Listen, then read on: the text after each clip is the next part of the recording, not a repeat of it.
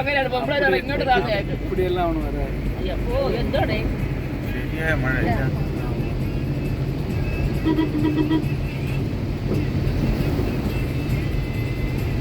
അതുകൊണ്ടാ ഡാമിന് കുളിച്ചു പോണത് 2 പേരുടെ അടിച്ചു അതിന്റെ ഇടയിൽ കുളിപ്പിച്ചു വിടാൻ പയ്യ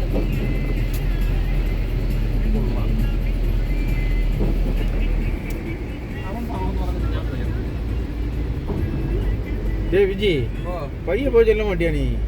அவன் கரெக்டாக போகிறான். ஆ அவன் கரெக்டாக தான் போகிறான்.